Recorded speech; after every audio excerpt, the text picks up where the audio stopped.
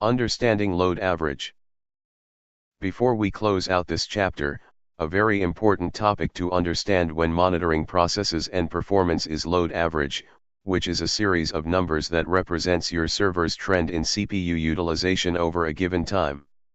You've probably already seen these series of numbers before, as there are several places in which the load average appears.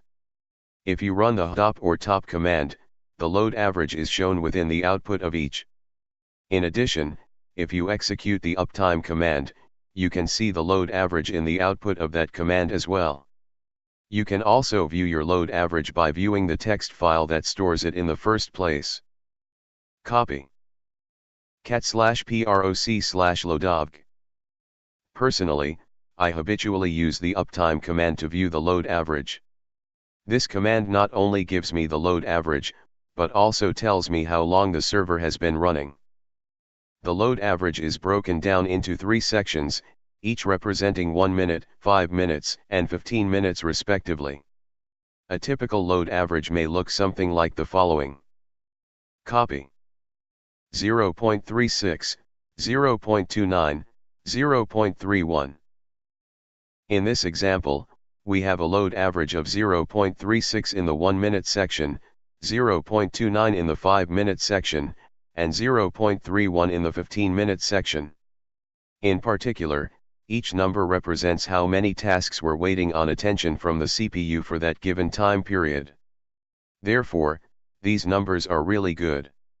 The server isn't that busy, since virtually no task is waiting on the CPU at any one moment.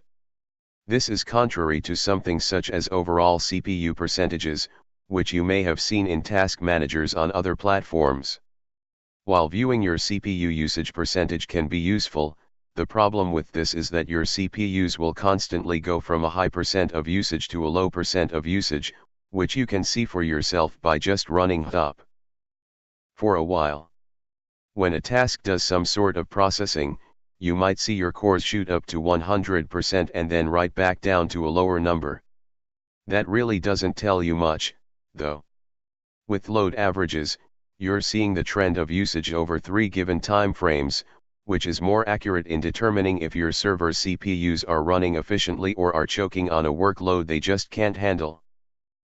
The main question, though, is when you should be worried, which really depends on what kind of CPUs are installed on your server. Your server will have one or more CPUs, each with one or more cores.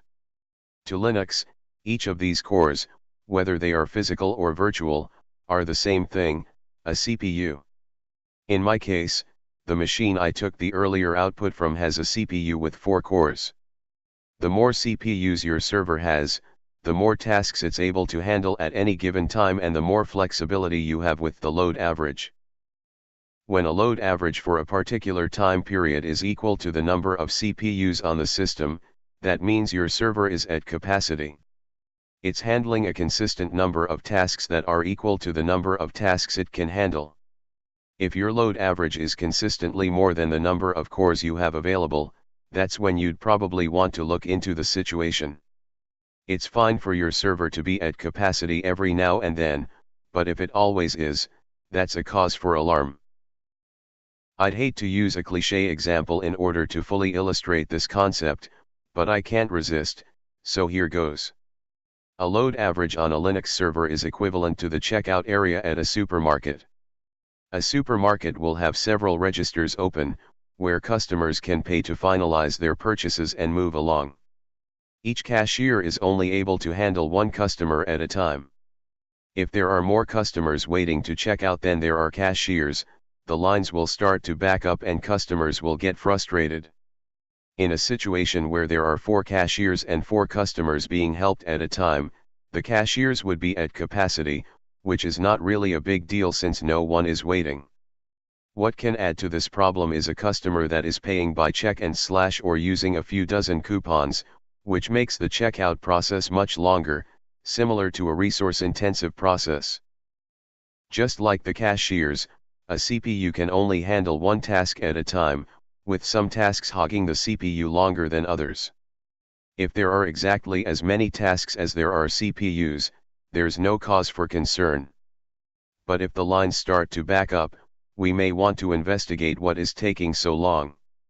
To take action, we may hire an additional cashier, add a new CPU, or ask a disgruntled customer to leave, kill a process. Let's take a look at another example: load average. Copy. 1.87, 1.53, 1.22. In this situation, we shouldn't be concerned, because the server has 4 CPUs, and none of them have been at capacity within the 1, 5, or 15-minute time periods. Even though the load is consistently higher than 1, we have CPU resources to spare, so it's no big deal. Going back to our supermarket example, this is equivalent to having 4 cashiers with an average of almost 2 customers being assisted during any 1 minute. If this server only had 1 CPU, we would probably want to figure out what's causing the line to begin to back up. It's normal for a server to always have a workload, so long as it's lower than the number of CPUs available, since that just means that our server is being utilized, which is the whole point of having a server to begin with. Servers exist to do work. While typically, the lower the load average the better, depending on the context, it might actually be a cause for alarm if the load is too low. If your server's load average drops to an average of 0 something, that might mean that a service that would normally be running all the time has failed and exited.